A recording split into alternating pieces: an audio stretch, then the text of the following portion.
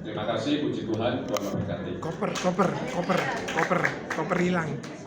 Koper hilang. Ya, koper hilang. Ini laki. Boleh lanjut. Waktu kejadian kemarin Desember ke Jepang, waktu Om mendarat di Narita Airport, itu ternyata kopernya Om ini kebawa sama penumpang lain, ya. Nah, ini kopernya itu memang bentuknya sama, ya.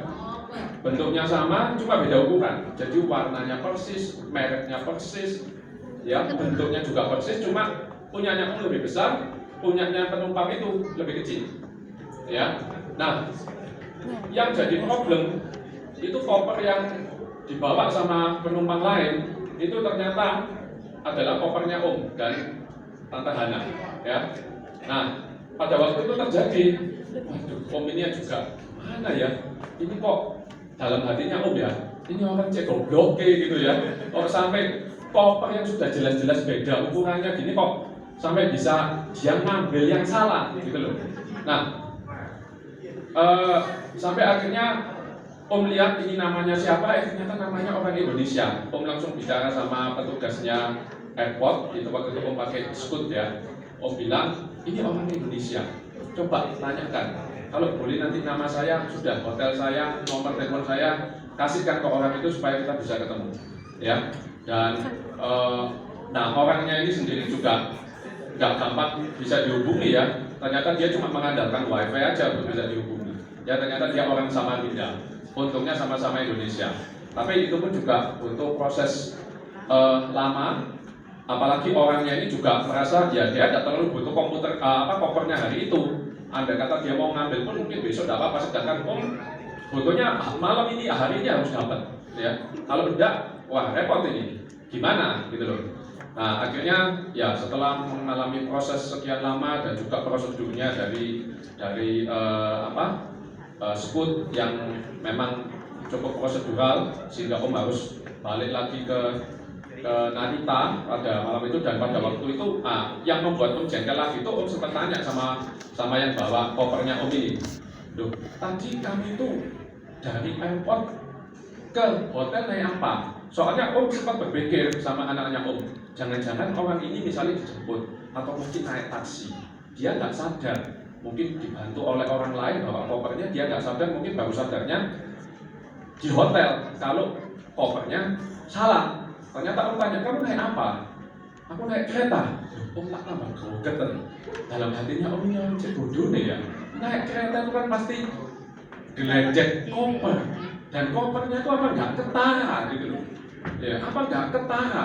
Tapi ya Om sudahlah. Waktu itu rasanya mau marah, tapi ya sudah Om belajar untuk bisa menahan diri. Udahlah, Om nggak tahu apa yang terjadi, ya nggak kebetulan. Ya memang akhirnya rencana hari itu sempat jadi kacau ya, karena pada waktu itu memang kita mau berencana karena anaknya Om mau sekolah di sana. Om itu sempat berpikir karena kita baru datangnya pagi ya di Tokyo-nya itu sampainya pagi dan baru bisa masuknya ke hotel itu jam 4 sore. Nah Om pikir udah ayo nanti kita datang ke KBRI ya, kita tanya-tanya di sana biasanya mahasiswa itu tinggal di mana dan sebagainya, kita pengen cari informasi. Juga ada rencana mau mendatangi salah satu gereja Indonesia di sana. Ya, setidaknya kita tahu, siapa tahu kita bisa dapat informasi yang berharga. Nah, karena memang anaknya Om di sana bakal tinggal sendirian, tidak ada saudara, tidak ada siapapun. Jadi Om harus memikirkan semua itu. Ya, tetapi ternyata akhirnya Tuhan tolong dan juga Tuhan juga tolong. Ternyata gara-gara Om harus ngurus koper itu sendirian, harus balik lagi ke hotelnya si orang Samarinda itu, kemudian harus balik ke Narita, bahkan praktis akhirnya Om ini meninggalkan rombongan. Ya jadi Om meninggalkan istrinya Om, anaknya Om, 3 orang, Om tinggal karena Om ngurus ini. Ya tetapi dari situ Om juga bersyukur, akhirnya Om mau nggak mau harus ngajari anaknya Om, kamu nanti begini caranya ya, kamu naik kereta ini ke sini, kamu pergi ke hotelnya, ini alamatnya, caranya Bu, masuk ke hotel ini semua Om kasih tahu ya, karena memang kita harus berpisah ya. dia harus naik kereta ke tempat lain, yang waktu itu masih ke beberapa tempat tujuan lain karena kita juga nggak bisa masuk ke hotelnya, akhirnya mau nggak mau ke beberapa tempat tujuan lain dan komunikasi lewat WA, caranya gini, ternyata puji Tuhan anaknya kok bisa, ya, dan dari sini ternyata Om pikir ya nggak kebetulan, ya, dari sini anaknya Om bisa belajar, ya, bisa belajar untuk bisa bawa, ya, bisa bawa istrinya Om sama anaknya sama adiknya dua, ya, untuk ke beberapa tempat naik kereta sampai bahkan akhirnya bisa masuk karena Om baru balik ke hotelnya itu, ya, baru balik ketemu di hotelnya itu jam 10 malam.